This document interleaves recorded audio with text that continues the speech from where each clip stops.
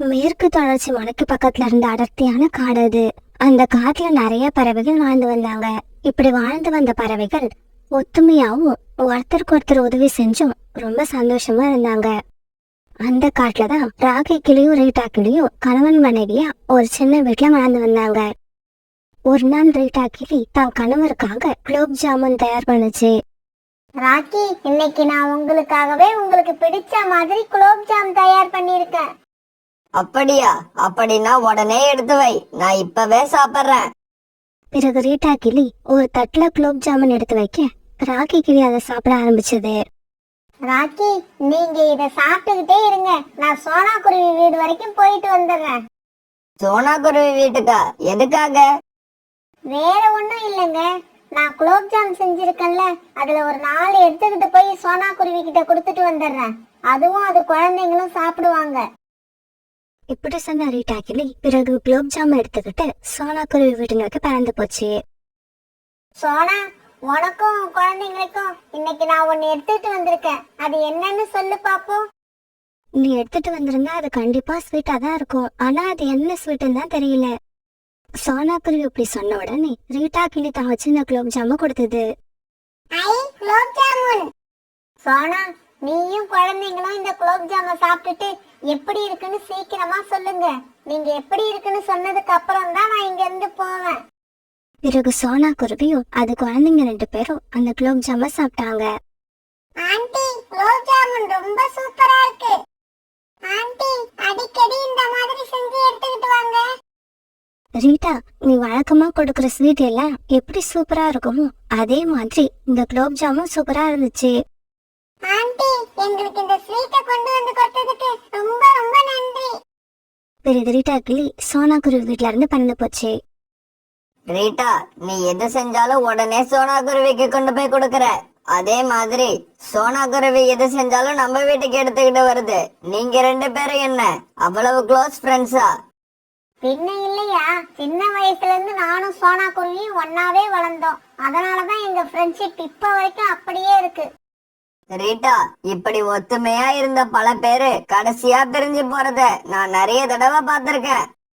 மத்தவங்க பிரிஞ்சு போறத நான் கூட தான் பார்த்திருக்கேன். ஆனா நானும் சோனாவும் கண்டிப்பா ஒரு காலத்திலயும் பிரிய மாட்டோம்.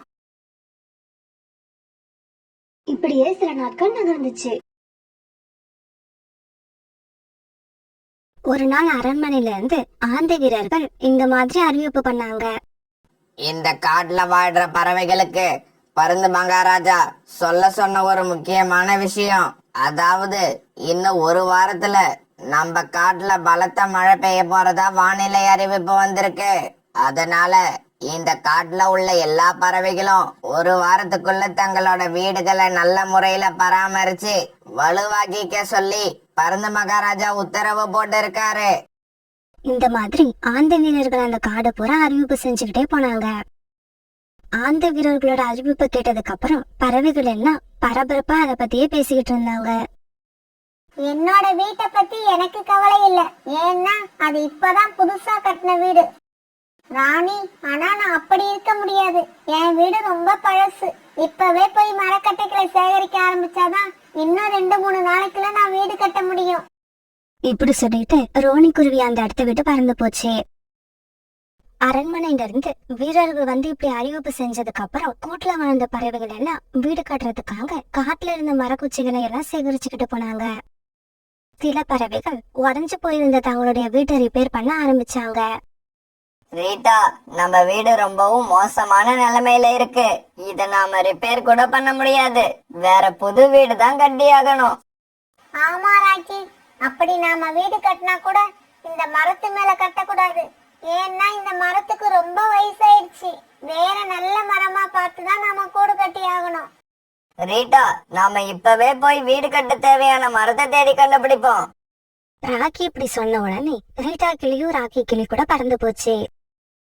இவங்க 2 பேரும் தங்களோட வீட்டை எந்த மரத்துல கட்டலான்னு அந்த காட்டையே சுத்தி சுத்தி வந்து தேடினாங்க. ஆனா இவங்களுக்கு மனசுக்கு பிடிச்ச மாதிரி எந்த மரமும் இல்ல. அதனால சோர்ந்து போய் ஒரு மரத்துல வந்து உட்கார்ந்தாங்க. அப்ப அங்க சோனக்குருவி வீட்டு பக்கத்துல இருந்த ஒரு வேப்ப மரத்தை பார்த்தாங்க. ராக்கி, என்னோட தோழி சோனா குருவி வீட்டுக்கு பக்கத்துல இருக்கிற அந்த வேப்ப மரம் ரொம்ப அருமையா இருக்கும். அதுல வீடு கட்டிப்போம். ரீட்டா, அந்த மரத்தை சோனா குருவி ரொம்பவும் அன்பா வளர்த்து வருது. அதனால அந்த மரத்தை நமக்கு கொடுக்கணும்னு எனக்கு தோணல. மத்தவங்க கேட்டா கண்டிப்பா விட்டு கொடுக்காதுதான். ஆனா நான் அப்படி இல்ல. சோனாவோட உயிர் தோழி, எனக்காக கண்டிப்பா விட்டு கொடுக்கும். வாங்க வாங்க, இன்னைக்கு நீங்க 2 பேரும் ஒண்ணா வந்திருக்கத பாக்கும்போது ரொம்ப சந்தோஷமா இருக்கு. ஒரு நிமிஷம் இருங்க, காபி எடுத்துட்டு வரேன். சோனா, எங்களுக்கு காப்பி எல்லாம் வேண்டாம். உன்கிட்ட ஒரு முக்கியமான விஷயம் பேசுறதுக்காக தான் வந்தோம். சொல்லு ரீட்டா, என்ன விஷயம்? என்னதான் முக்கியமான விஷயமா இருந்தாலும் நீங்க 2 பேரும் காபி சாப்பிட்டுட்டு தான் வீட்டை விட்டு போகணும். சோனா, அடுத்த வாரம் நம்ம காட்டுல பலத்த மழை பெய்ய போகுதுன்னு அரண்மனை வீரர்கள் வந்து அறிவிப்பு பண்ணனது நீயும் கேட்டிருப்ப. இந்த சமயத்துல எங்களோட வீடு சரியில்லை. நாங்க வீடு கட்டியிருக்க மரமும் சரியில்லை. சாதாரண மழைக்கே தாங்காது. அதனால வீடு கட்டுறதுக்கு வேற ஒரு நல்ல மரத்தை தேடி அலைஞ்சோம். ஆனா எங்களுக்கு எந்த மரமும் பிடிக்கல. சரி ரீட்டா, இந்த விஷயத்துல நான் உங்களுக்கு என்ன உதவி செய்யணும் அதை சொல்லுங்க. அது வேற ஒண்ணும் இல்ல சோனா. நீ சின்ன வயசுல இருந்து உங்க வீட்டு பக்கத்துல ஒரு வேப்ப மரம் வளர்த்துக்கிட்டு இருக்கல்ல, அந்த மரத்தை எங்களுக்கு வீடு கட்ட கொடுத்தீங்கன்னா எங்களுக்கு ரொம்ப வசதியா இருக்கும். ரீட்டா இப்படி சொன்னதை கேட்டுட்டு சோனா குருவி அதிர்ச்சி ஆயிடுச்சு. ரீட்டா, உங்களுக்கு அந்த மரம் தேவையில்லை. அதை விட நல்ல மரமா நானே தேர்ந்தெடுத்து தரேன். இப்பவே வாங்க போவோம். சோனா, எனக்கு உங்க வீட்டுக்கு பக்கத்துல இருக்கிற வேப்ப மரம் தான் வேணும். எனக்கும் என் கணவருக்கும் அந்த மரம் தான் ரொம்ப பிடிச்சிருக்கு.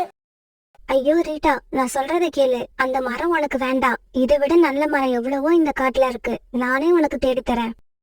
சோனா இப்படி சொன்னதை கேட்ட உடனே ரீட்டா கிளிக்கு கோபம் வந்துருச்சு.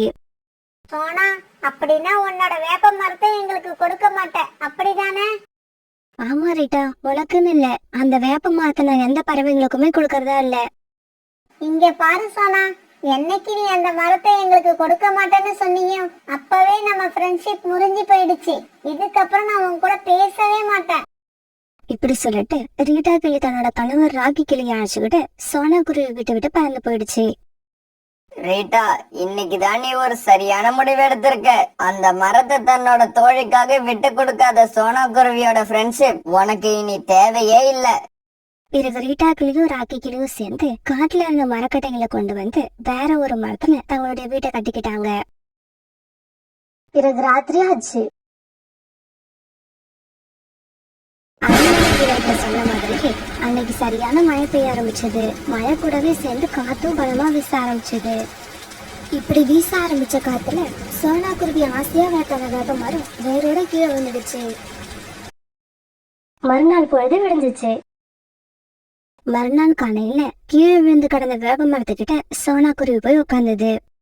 அந்த சமயத்துலதான் ரீட்டா கிளியும் ராக்கி கிளியும் வந்தாங்க. சோனா, நண்பர்களை விட இந்த மரம் தான் முக்கியம்னு நினைச்ச பாரு. அதுக்கு கடவுள் கொடுத்த தண்டனை தான் இது. சோனா, இந்த வேப்ப மரம் உன்கிட்ட இருக்குன்னு எவ்வளவு கர்வமா நீ நடந்துகிட்ட. இப்ப பாரு என்ன நடந்துச்சு.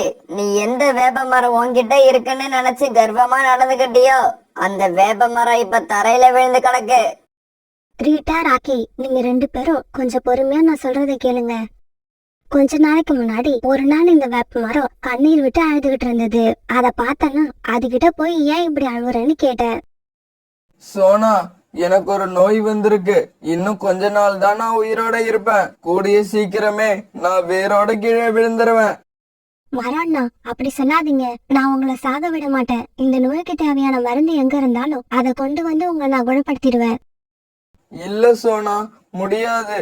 இந்த நோய் எனக்கே தெரியாம என்னோட உடம்ப பூரா பரவிடுச்சு. இதுக்கப்புறம் என்ன குணப்படுத்தலாங்கிற பேச்சுக்கே இடம் இல்ல. நீ எனக்காக ஒண்ணு செய்யணும். அதுதான் என்னோட கடைசி ஆசையும் கூட. மரம்னா என்னன்னு சொல்லுங்க. உங்களோட ஆசையை நான் கண்டிப்பா நிறைவேற்றுவேன். இது வரைக்கும் மத்தவங்க கண்ணுக்கு ஆரோக்கியமான மரமா வளர்ந்துகிட்டு இருந்தேனா, இன்னும் கொஞ்ச நாள்ல நான் இறக்க போறேங்கிற விஷயம் தெரிஞ்சா எல்லாரும் என்ன அனுதாபத்தோட பாப்பாங்க. மத்தவங்க என்ன அனுதாபத்தோட பாக்குறத நான் எப்பவுமே விரும்ப மாட்டேன். எனக்கு யாரோட அனுதாபமும் தேவையில்லை. அதனால நான் சாக போறேங்கிற விஷயத்த நீ யார்கிட்டயும் சொல்லக்கூடாது. இதுதான் நீ எனக்கு செய்யற கடைசி உதவி.